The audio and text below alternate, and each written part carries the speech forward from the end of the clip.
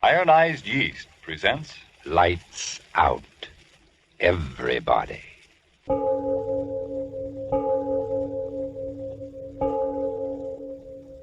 It is later than you think. Lights Out brings you stories of the supernatural and the supernormal, dramatizing the fantasies and the mysteries of the unknown. We tell you this frankly, so if you wish to avoid the excitement and tension of these imaginative plays, we urge you calmly, but sincerely, to turn off your radio now. My name, Arch Oboler. Tonight, another in our series of tales of the weird and the unusual. And this one is really unusual. It's about that little god of chance, the one who flips a coin and makes us rich men or beggar men. And now? Lights Out, everybody.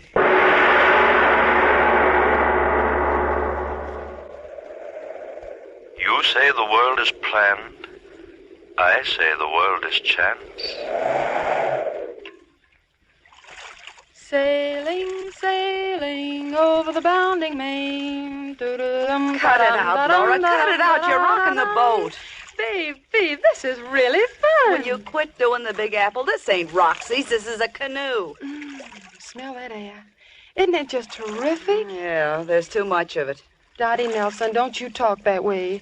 You know mighty well we came out here to get healthy. All right. So I'll get healthy even if it kills me. Sure was a funny way to pick out a place to go on a vacation, wasn't it? Eeny, meeny, miny, mo. Yeah, and this place was Mo. Oh, well, what if we'd picked out Alaska or Cicero or someplace like that? At least this way we... Dottie, look. Look at what? On the shore over there, all those big flowers. Flowers? Oh, for Pete's sake, the way you were wiggling, I thought it was Indian. Come on, let's go pick them. Okay, by me, as long as you do the paddling. Hey, look out, Girl Scout. You're driving over the curb. Land ho! Oh, hey, you tear the bottom out of this battleship and we'll have to pay for it. Oh, I didn't hurt it. Come on, get out and help me pick these posies. All right. As long as there's no keep off the grass signs. Dottie Nelson, will you get it through that head of yours that this ain't Central Park? This is honest to gosh wilderness. Says you. Make mine vanilla with onions. Aren't they just the loveliest flowers you ever saw? 2 bits were right in the middle of some poison ivy. Hey, look. What? The boat, it's drifting off. Well, catch it quick. What do you mean, catch it? I can't swim. Dot, do something. Do something. Don't just stand Don't there. you yell at me. You're the one to blame. You should have pulled the boat higher out of the water. Oh, Dot, what'll we do? They'll make us pay for Who it. cares about the boat? I'm worried about us. Us? Yes. How are we going to get back to that camp? Well, we can walk. Oh, you sure must have strained your brain thinking up that one. Oh, you needn't get so fresh about it. You certainly don't think I wanted the boat to... All right. Let's hang up the boxing gloves and get out of here. Dot. Huh? How dark it's getting. So what? Why is it getting so dark? Listen, lame brain. I may be just a hillbilly from 10th Avenue, but I know clouds when I see them. So they're clouds. You know, clouds, rain, remember? I'm scared. Oh, what have you got to be scared about all of a sudden? Come on. I'll get you back to camp. No. Wait, Dot. Huh? That's not the way. We gotta go the other way. Listen, lame brain, I'll do the path finding. But you're wrong. You're all mixed up. It's the other way. Is that a path or isn't it? But there's a path going the other way. Yeah. Well, yeah, that's right. Well, what'll we do? You go one way and I'll go the other. Oh, no, we won't. I'm scared. We'll stick together. Okay, we'll flip for it as usual. I had a nickel. Oh, yeah, here it is. Heads, we take the right-hand path. Tails, we take the left-hand path. All right. Okay, call it. Heads. Oh, heads it is. Okay, Girl Scout, lead the way. No, you go first. Okay, but if this path leads up to the middle of nowhere, so help me, I'm going to pull you apart like a herring. So dark. Keep moving. Wait, Dot. Well, what's the matter now? Some more posies? Listen. You hear it? So help me, a fiddle. I told you we were heading the right Will way. you turn over that I told you so record and keep moving? I'm hungry. Keep moving. All right. Keep moving. Okay. Keep moving.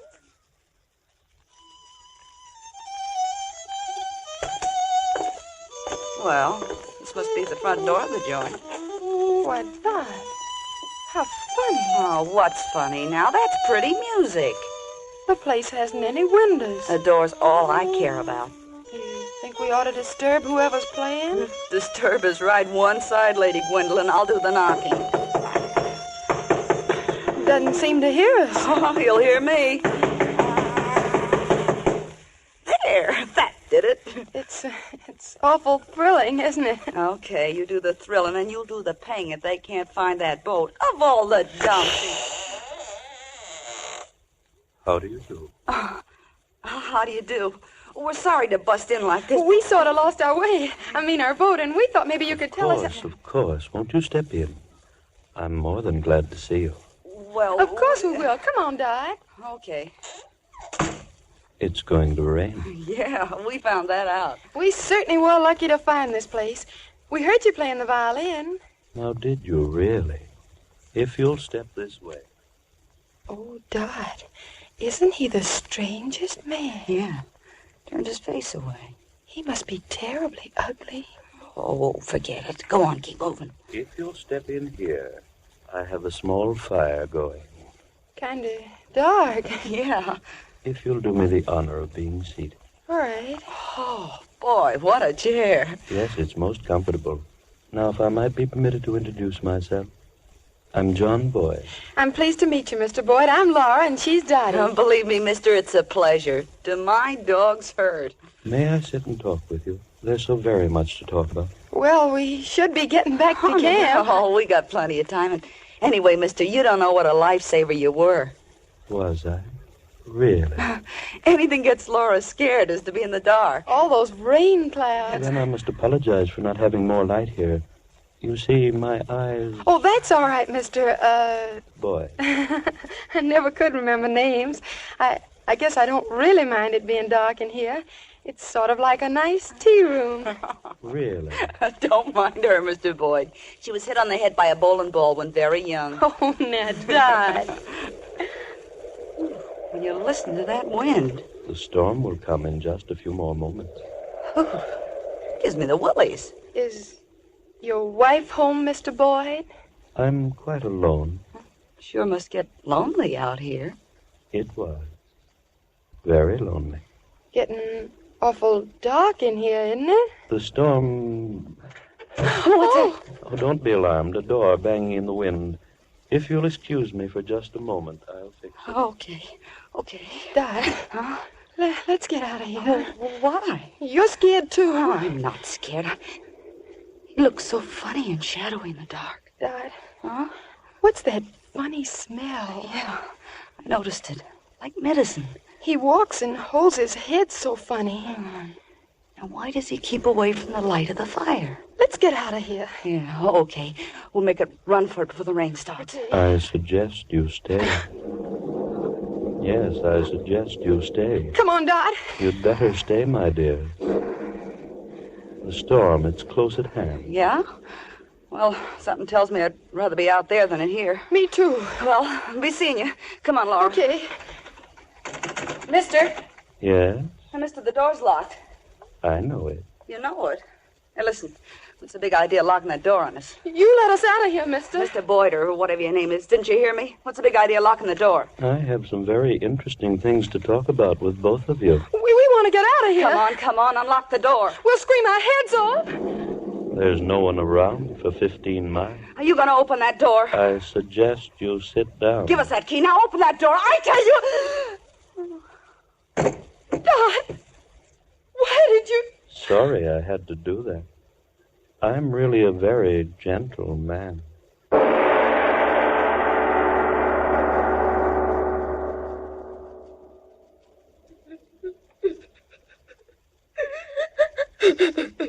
Oh, now, Dot, honey, please don't cry. I'm scared.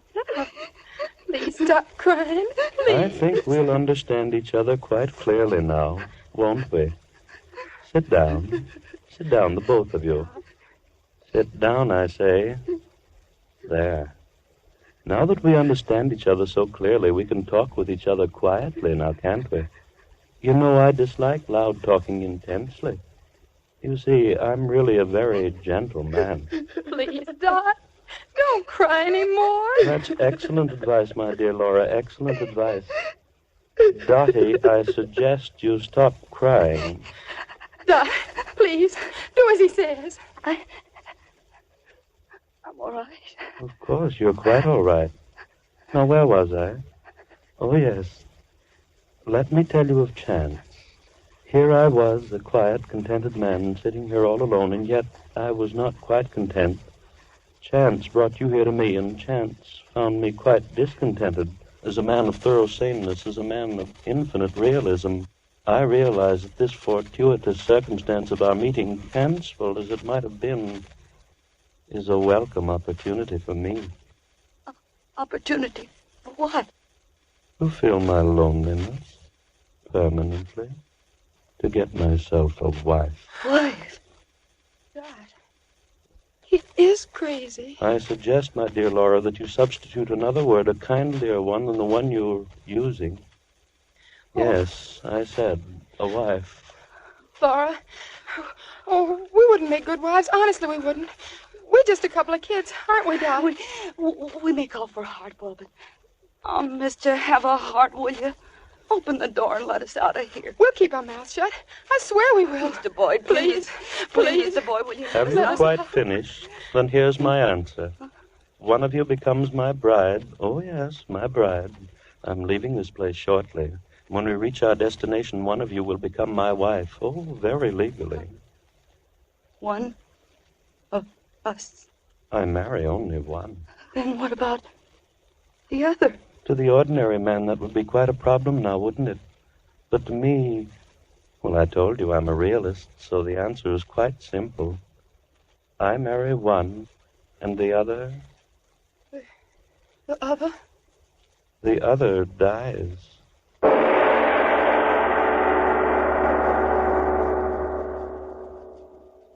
The two girls have heard the choice. One is to live, and one is to die. And their hysteria has grown with the terror in them.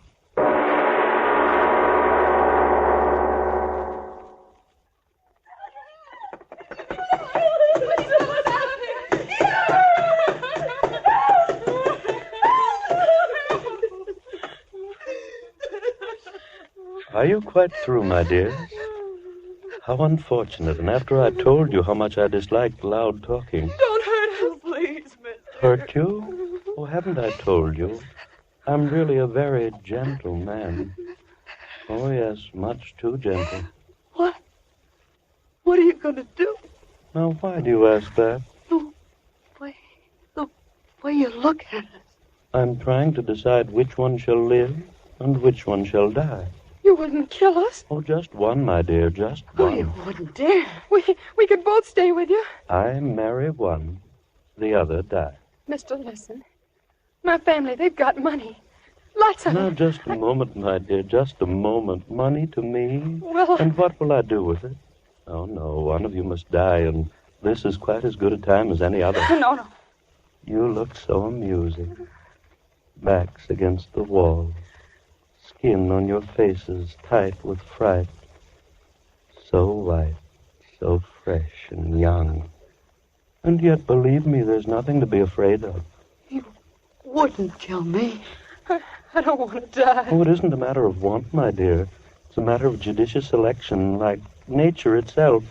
You see, sitting out here, I've had a chance to watch nature and understand her. She's very gentle, just like I am. And yet she's quite a realist. Two rabbits run before the fox, one to the right, one to the left. The fox follows one and kills. But which one? It's all a matter of chance. With gentle nature herself the chooser. And I shall choose between you two. I won't die, I tell you. Not me. Don't look at me. It's chance, my dears. Yes, all is chance. Your being there and my being here. All things in heaven and on earth. Chance. Chance. All is chance. And so you'll die by chance. I won't die. I won't die. Mister, please. Please. Let me out of here. But, my dears, why be afraid? The one that lives, my bride, a calm and peaceful, happy existence. For as you know, I'm really a very gentle man. You devil, you. I'll go to my homeland, and there I'll sit and play my violin, Oh, so sweetly and so gently. I want to live. I've got to live. And the one that died? Quick, sudden, complete oblivion. So why be afraid? Mr. Boyd, listen, I'll marry you. Sure, I don't want to die. You hear me, Mr. Boyd? I'll marry you. Marry no! you. Then he'll kill Mr. me. Boyd, please, will I'll you marry you, me? mister. I'll marry you. I'll Marry marry you, you. mister. Stop. Please marry me. Stop. Won't you marry me? Now you're making me angry. I don't like loud talking. It isn't good for me. I've been alone too long. Loud talking hurts my head. Why did you do it? Why?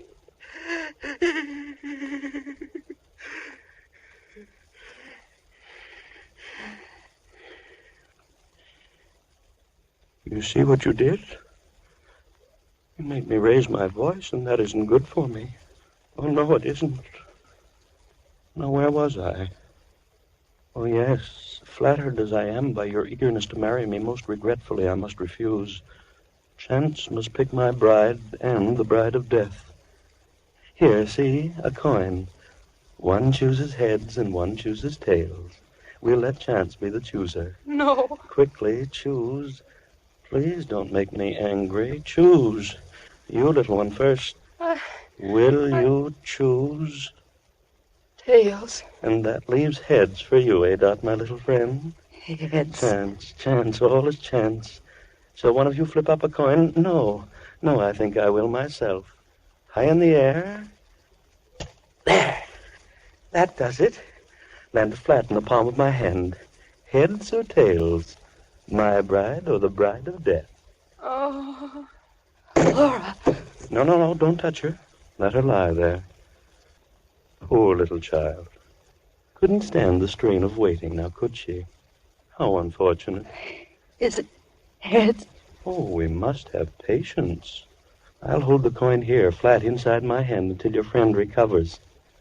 If she lost, it wouldn't be fair to kill her while she's unconscious, now would it? Is it heads?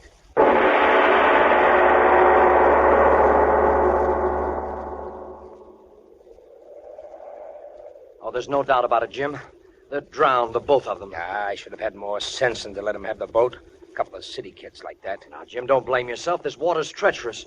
Look where the bottom of the canoe stove in. They must have hit a rock and gone right over. Yeah, neither one of them could swim. They told me that. Oh, this is an awful thing to happen. Hey, did you wire the sheriff? Yeah, I will as soon as we get back. Come on, let's keep on going downstream. We've got to find him. Yeah, that's right. Hey, what's that? What? You hear it?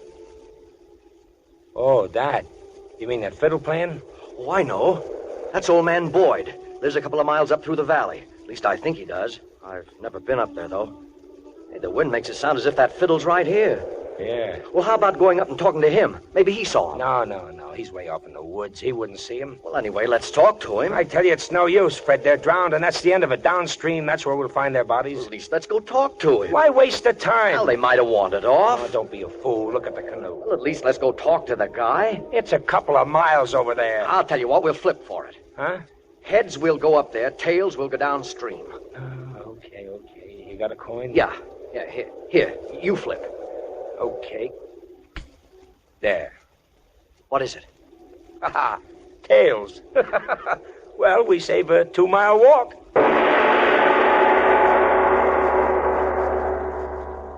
Heads. You gotta tell me, is it heads? Patience, my dear daughter. You must have patience. Oh, Laura's waking up. Yes, open your eyes, Laura. What? You fainted? Yes, my dear, you fainted. Help her to her feet, Dottie. Help her to her feet. Come on, Laura. Oh. Now then, we're all together again once more now, aren't we? You're feeling quite well, aren't you, my dear? What was Chance's verdict? Oh, don't worry. It's all quite well. I live? Oh, no, the coin is still inside my hand. I waited for you. Oh. I knew you'd like it better that way. Stop torturing me. Tell me, is it heads? Is it heads? Tell us, please, tell us. Now, you've made me quite angry. I told you not to shout at me. Very angry, yes, indeed. Mister, tell us. All right. My fingers cramped a little bit from holding them closed so tightly, but now we'll see. Well, interesting indeed. Which one is it? Which one Remember, I promised one of you the happiness of being my own dear bride. Yes. Which one? And remember, I promised the other one would have extinction, quick and sudden. Oh, which one? No. Let me ask, which one of you chose tails? I did. Then die.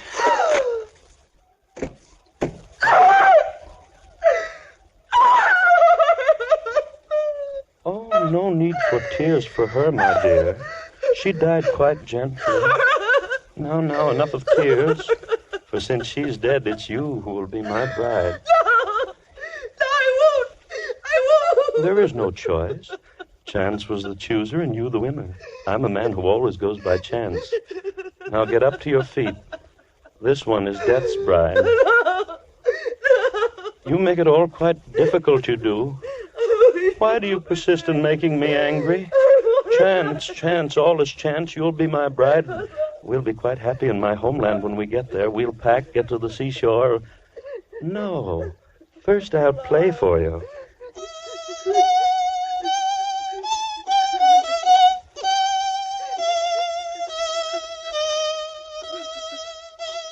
I play so well now, don't I? Softly, softly. Doesn't the music creep inside of you like long, thin snakes? Oh, what a lonely man I was. Strange thoughts twisting in my head and no one to tell them to. But now I have someone. My thoughts, your thoughts. Yes, your thoughts, and I'll watch the snakes twist in your brain. I can't stand it anymore. Now you've made me very angry. I won't play for you again. I won't. And crying loudly, too, when there's no reason. The marriage will be quite legal on shipboard. Shipboard, yes, shipboard. I told you we must hurry. The rendezvous. I've been waiting for months. If we miss this, there'll be no more, and I must get back.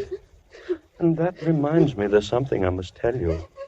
Yes, tell you because I try to be a fair and gentle man. Come, over by the fire. Come, I say. There. Just light enough. Now come into my arms. No. Into my arms, I tell you. There. Close to me. My little bride-to-be. Yes, I shall tell you everything. I suppose you wonder why a man of all my talents and education hides away in this forsaken place for all these months? Well, you shall know the reason. Look at me. Look. Closely. You see, my dear, I had a little accident. I haven't got a face.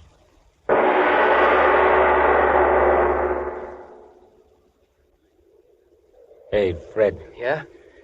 There's something I want to tell you, Fred. Yeah, I know. Shouldn't let him have that canoe. No, it ain't that fella. It's the coin we flipped a little while ago. Well? I gypped you, Fred. How? Well, it wasn't tails, it was heads. You won. It's been kind of bothering me, Fred. Come on. Let's go back upstream and talk to old man Boyd, the way you said, huh?